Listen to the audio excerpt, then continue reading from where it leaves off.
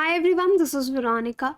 आज हम थाईलैंड की बात करेंगे क्योंकि रिसेंटली लास्ट पूरे वीक में आपने देखा होगा कि थाईलैंड की क्या हालत हुई एक्सट्रीम वेदर की वजह से, फ्लड्स की वजह से। और ये फ्लड्स का रीज़न क्या है? ट्रॉपिकल रेन्स थाईलैंड में हुए और फ्लड्स वहाँ पे देखे गए। तो इसके बारे में हम डिटेल में जानेंगे। आपकी कोई भी क्वेरी हो आप मुझसे कनेक्ट कर सकते हैं टेलीग्राम चैनल पे, because I feel together we can make a huge difference. Now see, look at these news 29 September, tropical rains, floods parts of Thailand और लोगों की जान भी जा रही है। इस तरह का कोई भी इंसिडेंट होता है जितने डेथ्स रिपोर्ट किए जाते हैं उससे ज़्यादा ही होते हैं और ऑब्वियसली बाकी इंफ्रास्ट्रक्चर का नुकसान, लाइफ स्टॉक का नुकसान भी होता है। एपी क्लाइमेट इन थाईलैंड और 10,000 से ज़्यादा हाउस होल्ड्स जो हैं वो इफेक्ट हुए फ्लडिंग से। ये 29 सितंबर के आसपास की न्यूज़ है। सो आज today we are covering it क्योंकि आज हम इसको थोड़ा हॉलिस्टिकली देखेंगे। हैवीएस्ट रेनफॉल हुई है 22 सेंटीमीटर्स यानी 8.5 इंचेस इन 24 आवर्स। 22 सेंटीमीटर बारिश हुई है 24 घंटे में और इसको आप कह सकते हैं रिकॉर्ड किया गया इन नॉर्थ ईस्टर्न प्रोविंस ओबॉन रतचथनी।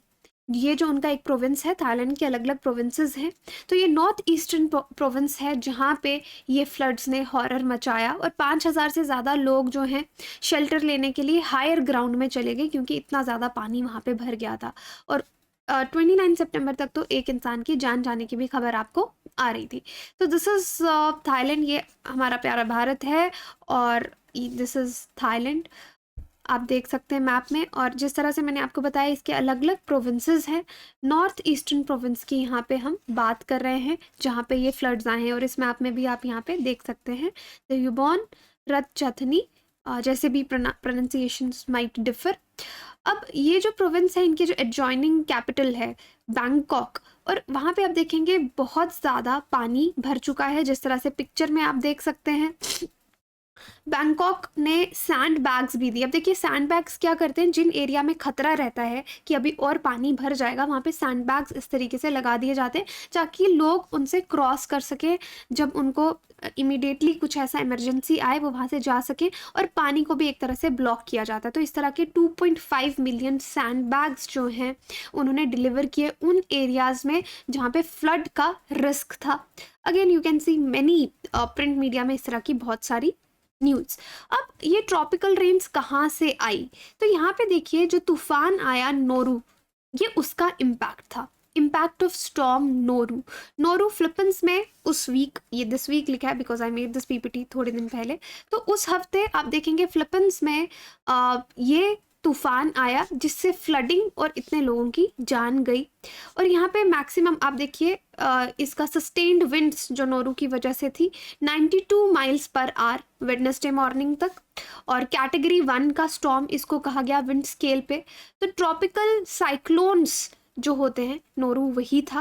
और the link between tropical cyclones and climate change are becoming more apparent. अब रिसेंटली आप देख रहे हैं कि ट्रॉपिकल स्टॉर्म जो हो रहा है ये क्लाइमेट चेंज से कहीं ना कहीं जुड़ा हुआ है। इतने सारे तूफान, स्टॉर्म्स, टाइफून्स जो बन रहे हैं जापान में आपने पीछे देखा, तो इनको क्लाइमेट चेंज से कनेक्ट करके देखा जा रहा है कि एक्सट्रीम वेदर इवेंट्स उसी की वजह से हो रहे हैं। और फ्रीक्वेंसी भी अगर आप देखेंगे कि ऐसा नहीं है कि पहले स्टॉर्म्स नहीं आते थे, पहले भी स्टॉर्म्स आते थे, बट अब उनकी फ्रीक्वेंसी जो है वो बहुत ज़्यादा इंक्रीज हो गई है क्योंकि जितना टेम्परेचर, ग्लोबल वार्मिंग होगी, आपका ओशन वार्म होगा, उतना ज़्यादा आपका लो प्रेशर जोन बनेगा और ये स्टॉर्म्स बनेंगे। तो इस तरीके से आप देख सकते हैं this is the typhoon Nauru और यहाँ पे ये किस तरीके से आगे आगे बढ़ रहा था। And this is the Thailand. अब जैसे कोई भी स्टॉर्म होता है, ट्रॉपिकल स्टॉर्म किस तरीके से बनता है ये आपको मालूम होना चाहिए। बहुत बार हमने नॉर्मली अपने करंट अफेयर वीडियोस में भी डिस्कस किया, otherwise it's part of your geography also. You should know what is the process behind formation of tropical cyclone. तो इसमें आपके विंड सिस्टम्स इन्वॉल्व हैं, आपका low pressure, high pressure zones involve हैं। जो अर्थ में हम लोग कोरोलिस फोर्स एक्सपीरियंस करते हैं वो इसके लिए रिस्पॉन्सिबल है। तो ये क्लाउड्स को पुश करता है। जो आई ऑफ द स्टॉर्म रहती है उसके ऊपर बादल होते हैं इस तरीके से, राइट। तो वो धीरे धीरे जितना स्टॉर्म इंटेंसिफाई होता जाता है ये बारिश वाले बादल आगे आगे पुश होते जाते हैं। तो वन ऑफ द रीजंस कि थाईलैंड में इतने ट्रॉपिकल रेंज देखे। तो टाइफून्स क्या है? टाइफून्स का regional specific name cyclone. Typhoon कोई अलग नहीं है, साइक्लोन्स हैं, अलग अलग जगह पे हम टाइफून को या स्टॉर्म को अलग अलग नाम से जानते हैं। ट्रॉपिकल साइक्लोन्स जो भी हैं उनको टाइफून्स कहा जाता है नॉर्थ वेस्ट पैसिफिक ओशन में, हरिकेन कहा जाता है नॉर्थ अटलांटिक ओशन में, विली विलीज जो आपके ऑस्ट्रेलिया के आसपास वाला रीजन है, और tropical cyclones Indian oceanic regions में। तो इस पिक्चर से आप पूरा देख सकते हैं कि कहाँ पे इसको टाइफून कहा जाता है, ट्रॉपिकल साइक्लोन, या ऑस्ट्रेलिया के पास बेसिकली विली विलीज कहा जाता है, यू हैव हरिकेन्स, ठीक है। तो अलग अलग नाम से ट्रॉपिकल साइक्लोन को बोला जाता है। So these are the areas tropical regions में जहाँ पे ये ट्रॉपिकल स्टॉर्म्स टिपिकली देखे जाते हैं। अब यहाँ पे आप समझ सकते हैं कि इस तरीके से कुछ स्टॉर्म फॉर्मेशन होती है। तो स्टॉर्म फॉर्मेशन आपको आना चाहिए, दिस इज मेन थिंग। अब आप देखिए जो विंड है वो हमेशा हाई प्रेशर से लो प्रेशर जोन में जाती है। अब जब एक ओशन में जैसे ये पानी दे रखा है, यहाँ पे काफ़ी गर्म हो गया ये पानी, सपोज 26 डिग्री से ज़्यादा हम मानते हैं, तो यहाँ पे ये हवा ऊपर वार्म होके ऊपर उठने लग जाती है और अपने साथ मॉइस्चर कैरी करती है। यहाँ पे लो प्रेशर जोन आपका रहता है। जब ये हवा ऊपर जाती है तो आगे पीछे की जो कूल एयर है वो इसको फिलअप करने के लिए हाई प्रेशर से लो प्रेशर जोन में आने लग जाती है।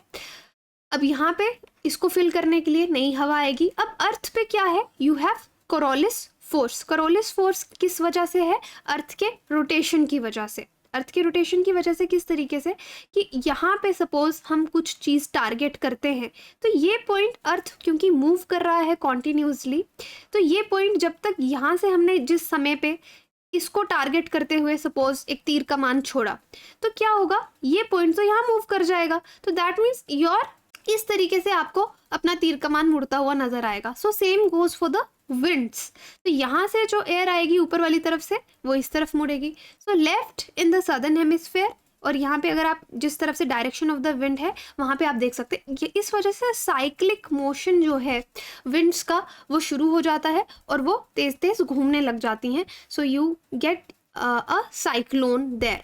तो ऑब्वियसली इस पे आपका हाई प्रेशर जोन्स, आपके लो प्रेशर जोन्स, आपका विंड सिस्टम, आपका वार्मिंग ऑफ ओशन, ये सब रिस्पॉन्सिबल है, एंड द कोरोलिस फोर्स। तो आप देखेंगे कि आई ये सेंटर में क्या है? This is the eye of cyclone. So I am just giving you a gist. हम बहुत डिटेल में नहीं पढ़ रहे स्टॉर्म कैसे बनता है, बट इस तरीके से अगर आपने ज्योग्राफी में पढ़ रखा है तो you could catch my words कि स्टॉर्म यहाँ पे जनरेट होता है, ट्रॉपिकल साइक्लोन। अगेन इसको अगर आप देखेंगे तो वाटर इवेपोरेट हो रहा है। वैसे भी जब भी पानी इवेपोरेट होता है एक वाटर साइकिल की तरह, वो कोल्ड एयर के टच में आता है, जैसे जैसे ऊपर जाता है तो क्लाउड्स फॉर्म होते हैं, ये नॉर्मल प्रोसेस है।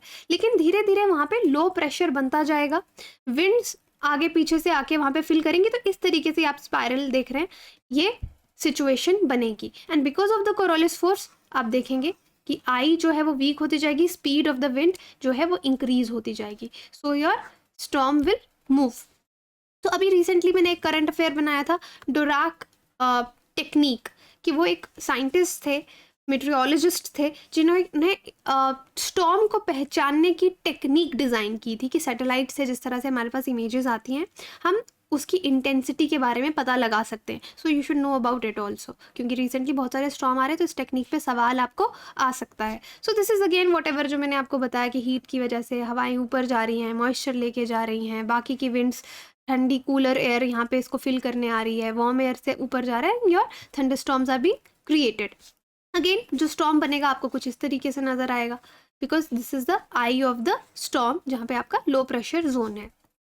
So this is it. और इक्वेटोरियल रीजन जो हमारा वैसे भी है इसको मैसिव स्टॉर्म्स के लिए जाना जाता है। क्यों? क्योंकि यहाँ पे आप समझिए कि अर्थ है, यहाँ पे आपका सन है, सन से यहाँ पे लाइट डायरेक्ट पड़ रही है, सनलाइट डायरेक्ट पड़ रही है। जहाँ पे डायरेक्ट पड़ेगी वो एरिया ज़्यादा वार्म होगा, वहाँ पे आपका लो प्रेशर जोन ज़्यादा क्रिएट होंगे, और यहाँ पे वर्टिकल पड़ेगी, है ना, तो इतना ज़्यादा इफेक्ट नहीं होगा। तो आपके इक्वेटोरियल रीजन में you will find massive storms, और बाकी के फैक्टर्स जो मैंने आपको बताए वो क्लब करके आपको इसी रीजन्स में ट्रॉपिकल साइक्लोन्स जो हैं वो देखने को मिलेंगे। So this is it about Thailand का जो अभी फ्लडिंग हुआ उसके लिए कहीं ना कहीं जो नोरू स्टॉर्म है दैट इज़ रिस्पॉन्सिबल, और ट्रॉपिकल साइक्लोन्स आपको मालूम होना चाहिए कि किस तरह से बनते हैं।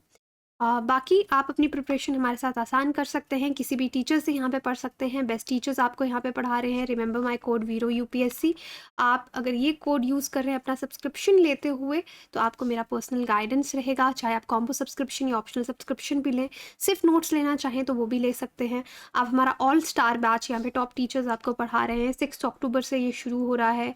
और EMI पे अगर आप देखेंगे कि लेना चाहते हैं कोर्स तो आपको कोई भी इंटरेस्ट नहीं पड़ेगा। बाकी ऐप और एप्लीकेशन, ऐप पे और वेब पे आप डाउट ब्राउज कर सकते हैं, so do try it, this is very useful thing. बाकी you can scan my Telegram, आप कनेक्ट कीजिए मुझसे टेलीग्राम पे अगर आपकी कोई भी क्वेरी है। Thank you so much.